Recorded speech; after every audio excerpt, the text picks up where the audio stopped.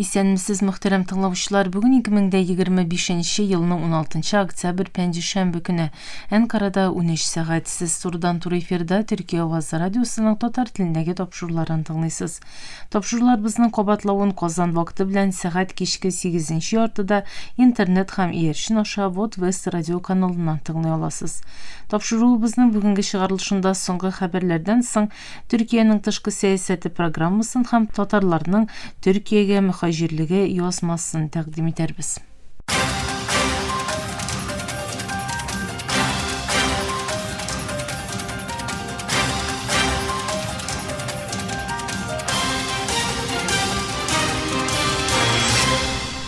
Соңгы хәбәрләр.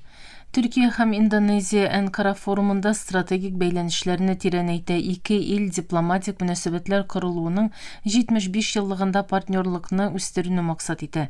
Әнкарада сәясәт, икътисад һәм иҗтимагый тикшерүләр вакытында Төркия-Индонезия партнерлыгы форумы узды.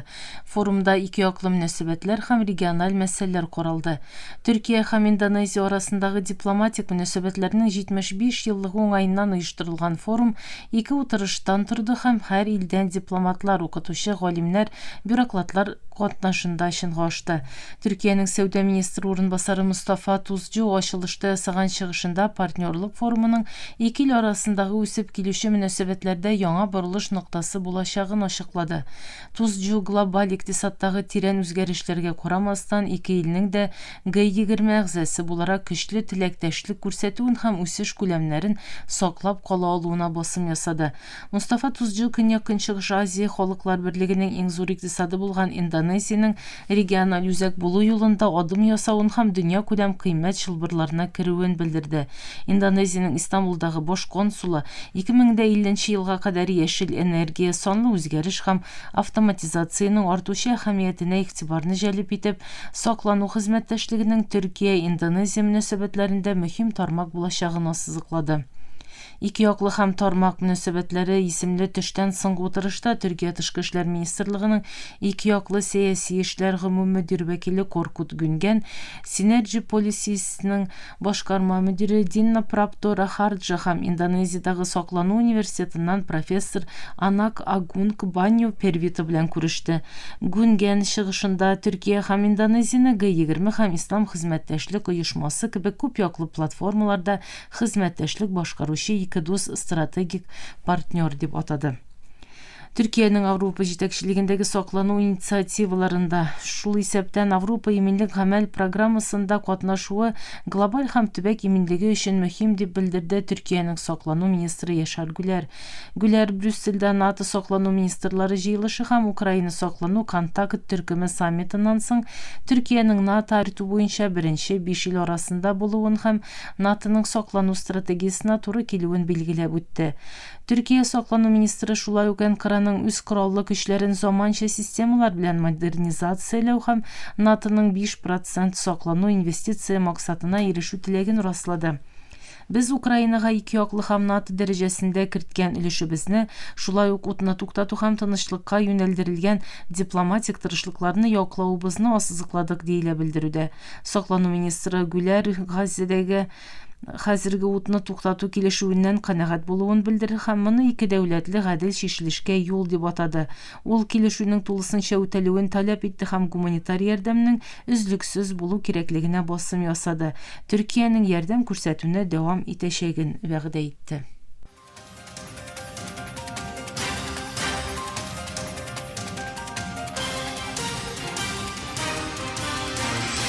Төркия авазы толкыннарында соңгы хәбәрләр тыңлыйсыз. Украина дәүләт башлыгы Владимир Зеленский АКШ илбашы Трамп белән булачак очрашу өчен Киевның әзерлекләрен тәмамлавы турында белдерде. Ул көн тәртибендә хәрби һәм икътисади мәсьәләләр булуын һәм бу мәсьәләләрнең Русия белән сугышның ахырын якынайта алачагын ассызыклады. Зеленский чәршәмбе кичендәге мөрәҗәгатендә без илбашы Трамп белән очрашу алдыннан үзебезнең өйгә бирелгән эшләрне башкардык. Хәрби компонент та, икътисади компонент та әзер. АКШ илбашы белән очрашуыбызның көн тәртибе бик мөһим дип белдерде. Ул әзерлекләргә ярдәм иткән барлык кешеләргә рәхмәт әйтте һәм бу сөйләшүләрнең сугышның ахырын якынайта алуын әйтте. Мондый төрдәге глобаль тәэсир күрсәтә ала торган ил АКШ һәм без дөньядагы башка илләрне дә бу тырышлыкта безнең якка тарту өчен барысын да эшлибез, диде ул. Зеленский Украина делегациясе шул исәптән хөкүмәт рәисе, илбашы аппараты җитәкчесе һәм башка югары дәрәҗәле рәсмиләрнең инде Вашингтонда булуын, очрашу өчен нигез әзерләү һәм АКШ саклану һәм энергия ширкәтләре белән сөйләшүләр алып баруын белдерде. Израильнең саклану министры Хамас Газзадагы утны туктату килешүен үтәмәсә, геноцидны яңарту белән янады һәм хәрбиләргә Фәлестин каршылык төркемен юк итү планын әзерләргә күрсәтмә бирүен белдерде. Израиль Катс офисы чәршәмбе көнне әгәр Хамас килешүне үтәмәсә, Израиль АКШ белән килешеп сугышны яңартыр һәм Хамасны тулысынча җиңү, Газзадагы хәлне үзгәртү һәм сугыш максатларына ирешү өчен ахырга кадәр барыр дип белдерде. Катс шулай ук АКШ җитәкчелегендәге халыкара көч белән бергә Газзадагы туннельләрне юкка чыгару өстендә эшләячәген әйтте. Аларны юк итүне төп хәрби максат дип атады. Бу белдерү Хамасның кораллы канаты Кассам бригадалары 2 Израиль тоткынының калган калдыкларын тапшырганнан соң ясалды. Алар Израиль һава һөҗүмнәре вакытында үтерелгән иде. Төркем калган мәйетләрне табуның зур тырышлык һәм махсус чаралар таләп итәчәген әйтте һәм бу мәсьәләне тулысынча ябырга омтылуларын белдерде.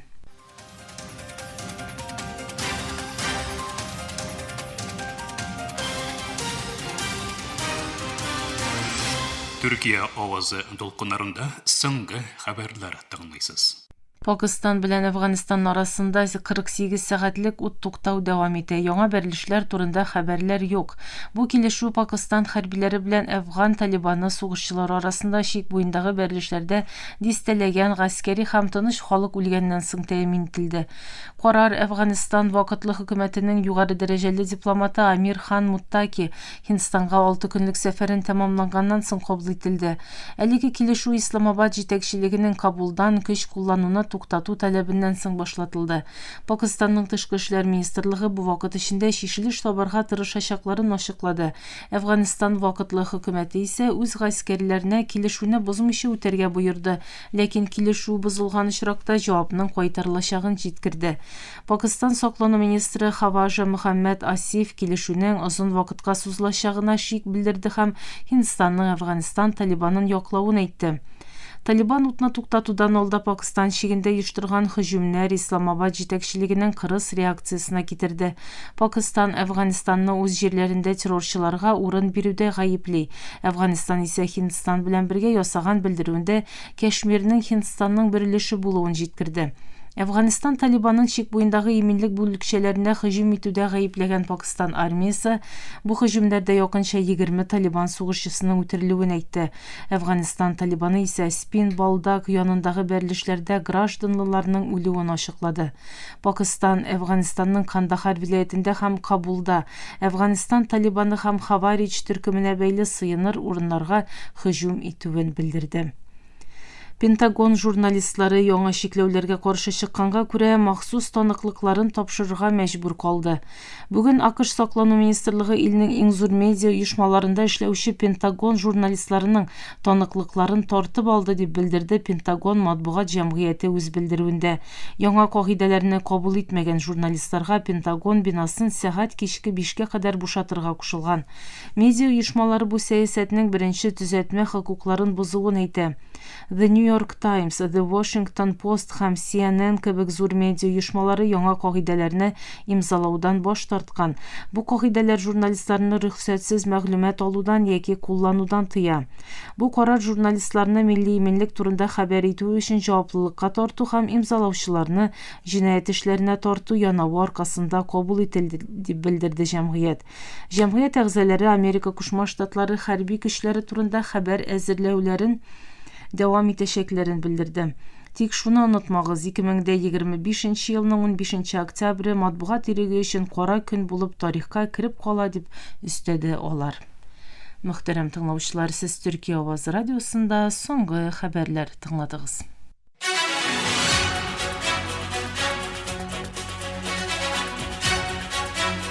Төркиянең тышкы сәясәте.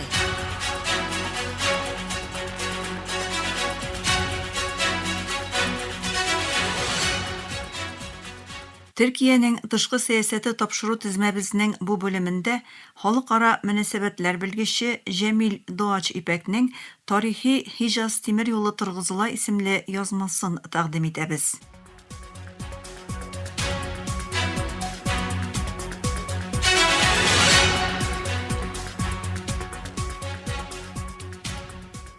Төркия, Сүрия һәм Иордания автоюл һәм тимер юл элемтәләрен торгызырга һәм араларындагы сәүдә хәрәкәтен җиңеләйтергә тели. Шул юнәлештә алар Хиҗаз тимер юлын яңадан торгызу турындагы килешүгә ирешүләрен җиткерделәр. Кайчандыр Димәшик белән Мәдинәне тоташтырган Хиҗаз тимер юлы 1920 елларның башыннан бирле эшләми диярлек.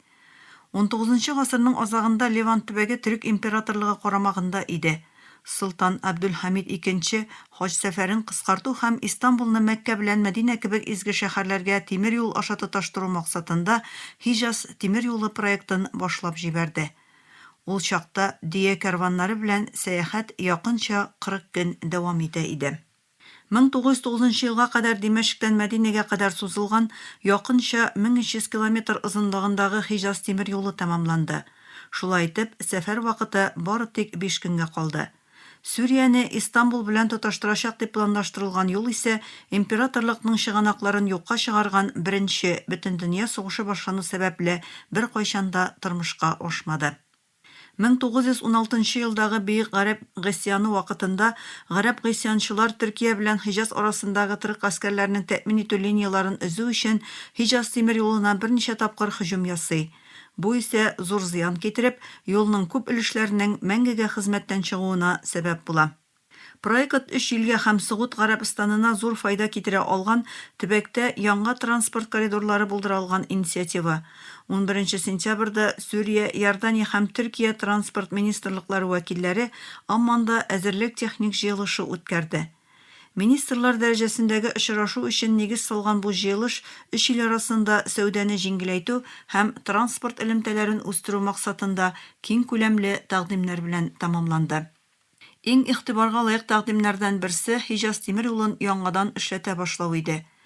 Төркия Сүриядәге зыян күргән өлешне төзекләндерүгә булышу тәкъдимен кертте, ә Иордания Сүрия локомотивларын ремонтлау һәм карауны үз өстенә алырга сүз бирде. Бу тарихи юлны торгызу омтылышы яңа түгел. 2006 елда Сүрия, Иордания һәм Сугуд Гарәбстаны да бу линияны торгызуга сүз биргәннәр иде. 2010 елда исә Дера белән Иордания арасында туристик сәфәрләр оештырылды, ләкин соңрак бу хезмәт туктатылды. Бәшәр Әсәд режимы җимерелгәнче сәяси шартлар да бу проектны тормышка ашыруга киртә булды.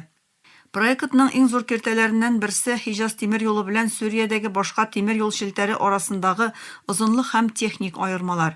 Моннан тыш, Сүрия, Иордания һәм Сугуд Гарәбстанындагы тимер юлларның күп өлешенең җимерелүе дә тагын бер проблема. Хиҗаз тимер юлы белән Сүриянең башка тимер юллары арасындагы төп техник аерма рельс аралыгы. Хиҗаз тимер юлы 1050 мм рельс киңлеге белән эшләсә, Сүриянең башка тимер юллары халыкара стандартка туры килә торган 1435 мм киңлек куллана.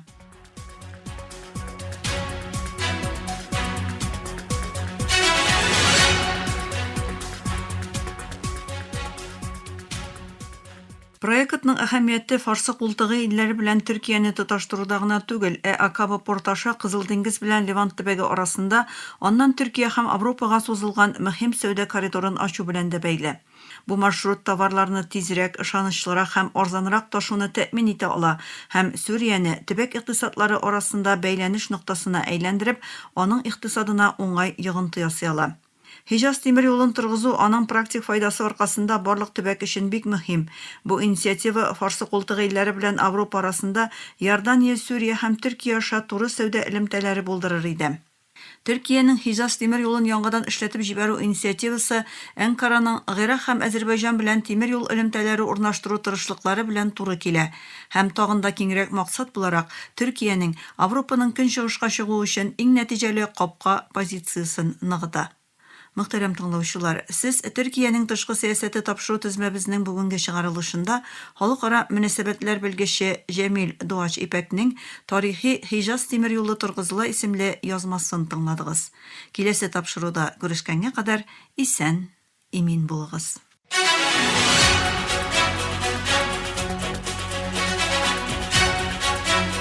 Төркиянең тышкы сәясәте.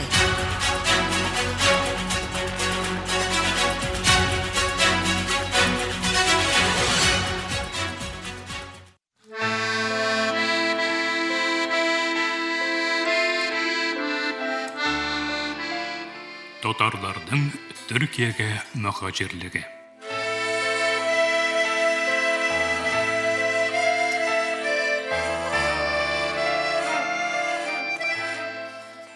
Мөхтәрәм тыңлаучылар, Төркиягә татар хиҗрәтенә багышланган тапшыру тезмәбезнең бүгенге 42нче бүлегендә Мөхәммәд Гаяз Исхакый турында сөйләшүебезне дәвам итәбез. Бүген Исхакыйның Берлинга китүе һәм Игә таба исемле әсәре турында сүз алып барабыз.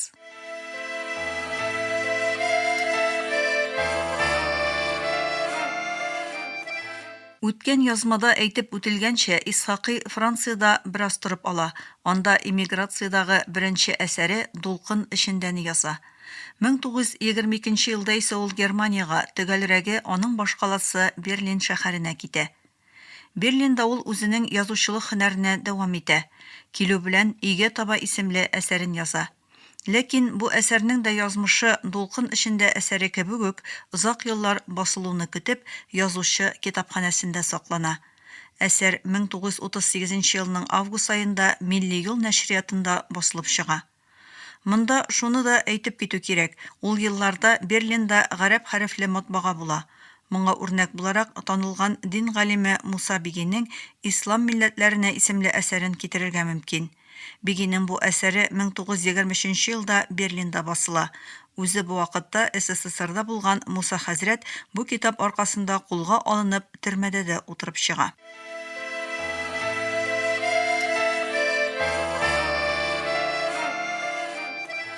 Исхакыйның әсәренә кире кайтыйк әле. Игә табаның тышлыгында Гаяз Исхакый булай дип яза. Бу китап Алманияга әсир төшкәч, Төркиягә күңелле гаскәр булып китеп, Төркияне саклар өчен җәбһәдә шәһид булган йөзләрчә Идел Урал егетләренең газиз рухларына багышлана дип яза. Үткән язмаларның берсендә әлеге хәрбиләр турында әйтеп үткән идек. Төрекчә Асия табуры, татарча Азия батальоны дип аталган гаскәриләр турында татар фәнни әдәбиятында ак таплар бүгенгесе көндә дә бар әле дип әйтсәк тә хата булмас. Гаяз Исхакый татар милли азатлык хәрәкәтенең күренекле вәкиле, көчле публицист һәм әсәрләрендә милләт язмышын үзәккә куючы талантлы язучы. Аның 1922 елда Берлинда язылган һәм 1938 елда Берлинда басылып чыккан Игә таба повесте 20 гасыр башы татар әдәбиятында милли аңның үсешен һәм төрки халыклар бердәмлеге идеясын калку чагылдырган әсәрләрнең берсе. Исхакыйның Игә таба әсәре үзе исән вакытта 1941 елда төрекчәгә тәрҗемә ителеп, Эве Доры исеме белән Истанбулда басыла. Әсәр 1967 елда кабат басылып чыга.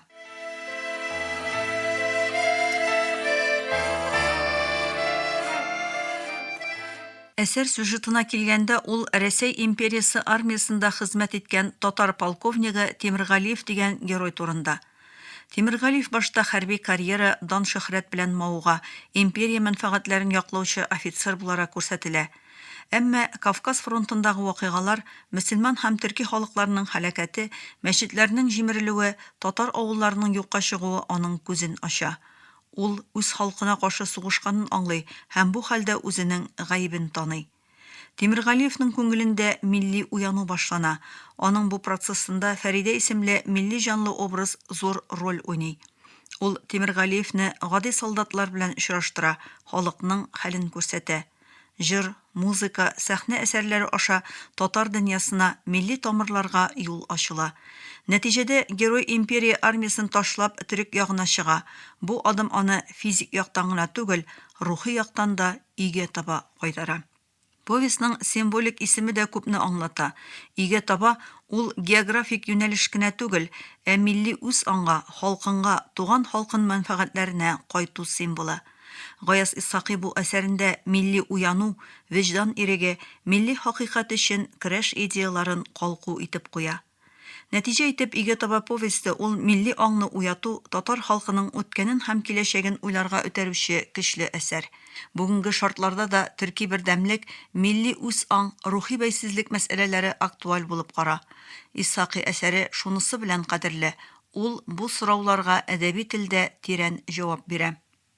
Иге таба ул бары тик шәхси кайту юлы гына түгел, ә милли аңга юл ачу әсәре.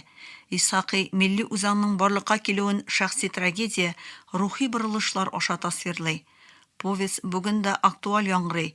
Милли үзаң, тел, мәдәният мәсьәләләре 21 гасыр татар җәмгыяте эчендә хәл ителмәгән булып кала. Гаяз Исхакый әсәре шуңа күрә мәңгелек кыйммәтләр хакында уйлану мөмкинлеге бирә. Гаяз Исхакый иҗатының нигезендә татар милләтенең киләчәге өчен борчылу ята. Ул башка төрки халыклар язмышында анализлап, гомум төрки бердәмлек фикерен яклый. Иге таба повесте шул идеяның әдәби чагылышы. Повесть аша Исхакый укучыны үз халкының тарихына, хәленә, киләчәгенә битараф булмаска өндий. Мөхтәрәм тыңлаучылар, фәннәр докторы Ильяс Мифтахов әзерләгән тапшыру тезмәбезнең киләсе чыгарылышында очрашу өмете белән исән, имин булыгыз.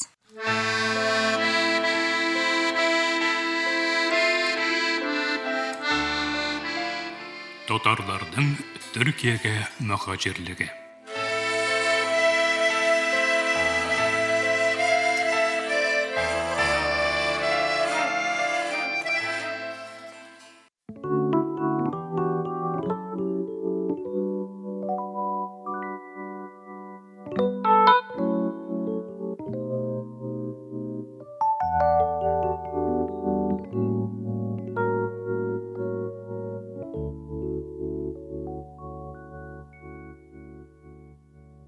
Dikkat et, çabuk tüketme.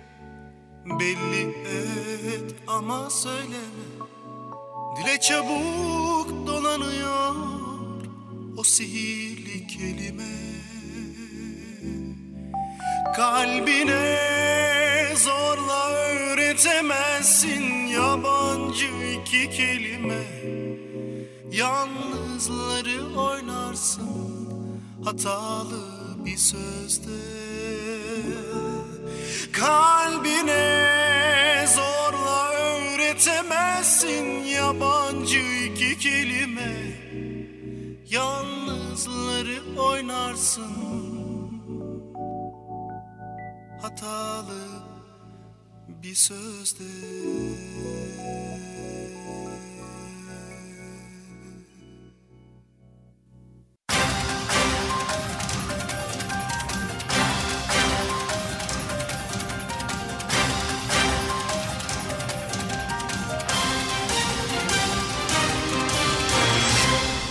Хөрмәтле тыңлаучылар, Төркия авазы радиосының татар телендәге тапшырулары шушының белән ахырына якынлашты. Ярты сәгатьлек тапшыруларыбызның кабатлавын Төркия һәм Казан вакыты белән сәгать кичке 8 яртыда 42 дәрәҗә көнчыгыш юнәлешендәге Türksat 3 һәм Türksat 4 йәршеннәре белән 3 тапкыр w.trt.dinle.com интернет сәхифәсе аша Вот Вест радио каналыннан тыңлый аласыз.